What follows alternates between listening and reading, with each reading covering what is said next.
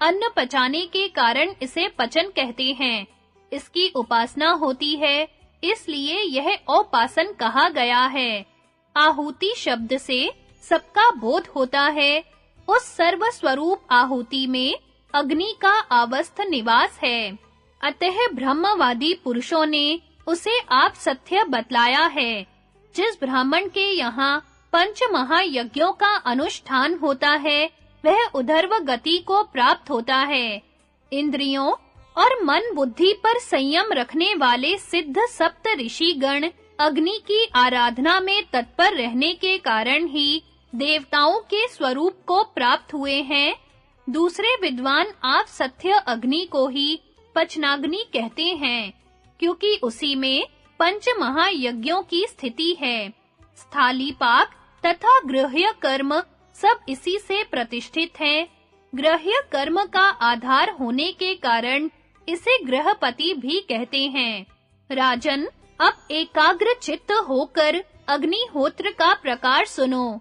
गुण के अनुसार नाम धारण करने वाले जो त्रिविध अग्नि हैं, उनके संबंध में यहाँ कुछ बातें बताई जाती हैं। ग्रहों का आधिपत्य ही ग्रहपत्य माना गया है। वही गारहपत्य अग्नि के नाम से प्रसिद्ध है। जो अग्नि यजमान को दक्षिण मार्ग से स्वर्ग में ले जाता है, उसे दक्षिणाग्नि कहते हैं। आहुति शब्द सर्व का वाचक है और हवन नाम है हव्य का। सब प्रकार के हव्य को स्वीकार करने वाला वहनी आहवनीय अग्नि कहलाता है। जिस आप सत्य नामक मूल अग्नि में ब्राह्मण विधि पूर्वक हवन करता है, उसी को पचनाग्नि भी कहते हैं। उन अग्नियों की सभा में स्थित रहने वाला एक और अग्नि है, जो सभ्य कहलाता है। आप सत्य अग्नि प्रजापति का स्वरूप है। गारहपत्य अग्नि ब्रह्मा का स्वरूप है, क्योंकि ब्रह्मा जी से ही उसका प्रादुर्भाव हुआ है। और यह दक्षिणाग्नि रुद्र स्वरूप है। होम के प्रारंभ से लेकर अंत तक जिसके मुख में आहुति डाली जाती है, वह आहवनीय अग्नि स्वयं मैं हूँ। सभ्य नामक जो पंच अग्नि है, वह स्वामी कार्तिकेय का स्वरूप है। पृथ्वी गारहपत्य अग्नि, अंतरिक्ष दक्षिणाग्नि और स्वर्ग आहवनीय अग्नि, इस प्रकार के अग्नि के तीन भेद माने गए हैं। गारहपत्य अग्नि गोलाकार है, क्योंकि उसकी स्वरूप भूता पृथ्वी गोल है। अंतरिक्ष का आकार अर्धचंद्र के समान है, इसलिए दक्षिणाग्नि भी वैसा ही माना गया है। स्वर्ग लोक निर्मल, निरामय और चौकोना है, इसलिए आहवनीय अग्नि भी चौकोना ही बतलाया गया है। जो गारहपत्य अग्नि में हवन करता है, वह पृथ्वी पर विजय पाता है। दक्षिणाग्नि में हवन करने वाला पुरुष अंतरिक्ष को जीत लेता है, किंतु जो आहवनीय अग्नि में हवन करता है, वह पृथ्वी, अंतरिक्ष और ऋषियों सहित स्वर्ग लोक पर भी अधिकार प्राप्त कर लेता है। अग्निहोत्र अथवा अन्य यज्ञों में होम के आरंभ से ही अग्नि के भीतर आहुति डाली जाती है, इसलिए भी उसे आहवनीय कहते हैं। जो द्विज आप सत्य नामक मूल अग्नि में हवन करता है, वह अपनी पत्नी के साथ सप्त ऋषि लोक में जाकर आनंद भोगता है। आप सत्य अग्नि में जो होम किया जाता है, उसको अग्निहोत्र कहते हैं। वह हो अर्थात दुख से यजमान का त्राण करता है, इसलिए अग्निहोत्र कहा गया है। आत्मवेता विद्वानों ने आध्यात्मिक, आधि दैविक और आधि भौतिक यह तीन प्रकार के दुख बतलाए हैं। विधिवत होम करने पर इन तीन प्रकार के दुखों से यजमान का त्राण हो जाता है। वेदा अध्ययन का फल अग्निहोत्र है, शास्त्र ज्ञान का फल शील और सदाचार है, स्त्री का फल रति और पुत्र है तथा धन की सफलता दान और उपभोग करने में है। तीनों वेदों के मंत्रों के संयोग से अग्निहोत्र की प्रवृत्ति होती है। ऋक, यजु और साम वेद के पवित्र मंत्रों तथा मीमांसा सूत्रों के द्वारा अग्निहोत्र कर्म का प्रतिपादन किया जाता है। वसंत ऋतु को ब्राह्मण का स्वरूप समझना चाहिए। जो वसंत ऋतु में अग्न्या दान करता है, उस ब्राह्मण की श्री वृद्धि होती है। क्षत्रिय के लिए ग्रीष्म ऋतु में अग्न्या दान करना श्रेष्ठ माना गया है। जो क्षत्रिय ग्रीष्म ऋतु में अग्नि स्थापना करता है, उसके यश की वृद्धि होती है। शरत काल की रात्रि साक्षात वैश्य का स्वरूप है, इसलिए वैश्य को शरद ऋतु में अग्नि का आधान करना चाहिए। जो वैश्य शरद ऋतु में अग्नि स्थापना करता है, उसकी संपत्ति, आयु और धन की वृद्धि होती है। सब प्रकार के रस, घी आदि स्निग्ध पदार्थ, सुगंधित द्रव्य, रत्न, मणि, सुवर्ण और लोहा, इन सब की उत्पत्ति अग्निहोत्र के लिए ही हुई है। अग्निहोत्र को ही जानने के लिए आयुर्वेद, धनुर्वेद, मीमांसा, विस्तृत न्याय शास्त्र और धर्म शास्त्र का निर्माण किया गया है।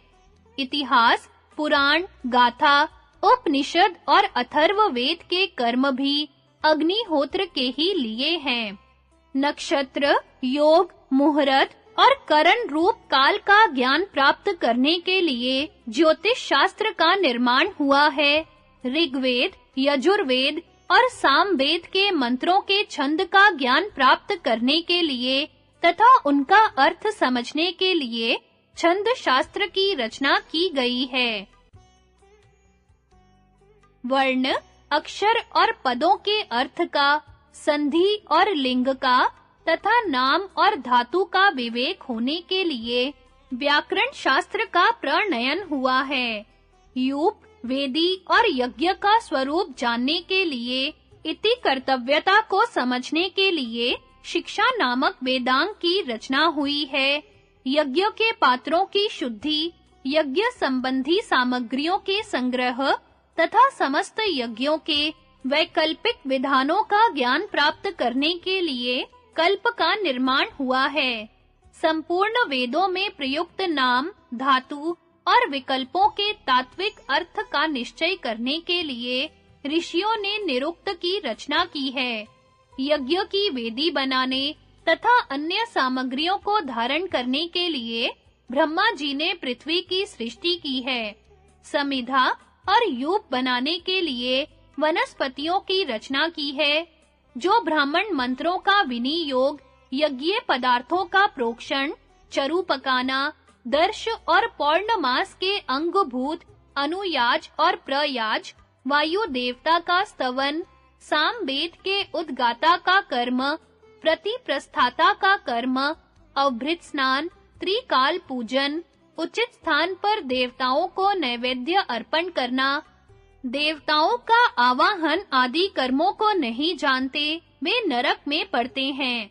सुवर्ण और चांदी ये यज्ञ के पात्र और कलश बनाने का काम लेने के लिए पैदा हुए हैं। कुशों की उत्पत्ति हवन कुंड के चारों ओर फैलाने और राक्षसों से यज्ञ की रक्षा करने के लिए हुई है। यज्ञ तथा पूजा का कार्य करने के लिए ब्राह्मणों का प्रादुर्भाव हुआ है। कृषि, गौ रक्षा और वाणिज्य आदि जीविका का साधन जुटाने के लिए वैश्यों की उत्पत्ति हुई है। सबकी रक्षा के लिए क्षत्रिय जाति की सृष्टि की गई है और तीनों वर्णों की सेवा के लिए ब्रह्मा जी ने शूद्रों को उत्पन्न किया है। इस प्रकार संपूर्ण जगत अग्निहोत्र के लिए रचा गया है। जो मनुष्य अज्ञान अंधकार से आच्छादित होने के कारण इस बात को नहीं जानते, वे नरक में पड़ते हैं। जो द्विज विधि पूर्वक अग्निहोत्र का सेवन करते हैं, उनके समस्त कर्म पूर्ण हो जाते हैं। इसी प्रकार ब्राह्मणों के द्वारा जो यज्ञ करने, बगीचे लगवाने आदि के कार्य होते हैं, उन सबके पुण्य को लेकर मैं सूर्य मंडल में स्थापित कर देता हूँ। अग्निहोत्री पुरुष स्वर्ग में जाकर अग्निहोत्र के पुण्य फल का उपभोग करते हैं और संपूर्ण भूतों के प्रलय होने तक वे देवताओं के समान रूप धारण करके वहां निवास करते हैं। कपट पूर्वक वीरों की हत्या करने वाले दुराचारी मनुष्य दरिद्र, अंगहीन और रोगी होकर शूद्र योनि में जन्म लेते हैं। इसलिए जो द्विज परदेश में न रहते हों और उधर्व गति को प्राप्त करना चाहते हों, उन्हें प्रतिदिन अग्निहोत्र करना चाहिए। जो बाल्यकाल से ही अग्निहोत्र का सेवन करते और शूद्र के अन्न से दूर रहते हैं, जिन पर क्रोध और लोभ का प्रभाव नहीं पड़ता, जो प्रतिदिन प्रातःकाल स्नान करके जितेंद्रिय भाव से अग्निहोत्र का अनुष्ठान करते, अतिथि की सेवा में लगे रहते तथा मेरा ध्यान करते हैं, वे मेरे परम धाम को प्राप्त होते हैं। वे उदयकालीन सूर्य के समान कांतिमान विमानों पर बैठकर अपनी स्त्री सहित मेरे लोक में जाते हैं और बाल सूर्य के समान तेजस्वी होकर इच्छा अनुसार रूप धारण करते तथा जहां चाहते वहां विचरते रहते हैं। इतना ही नहीं, ईश्वरीय गुणों से संपन्न होकर वे वहां अपनी मौज के अनुसार क्रीड़ाएं करते रहते हैं।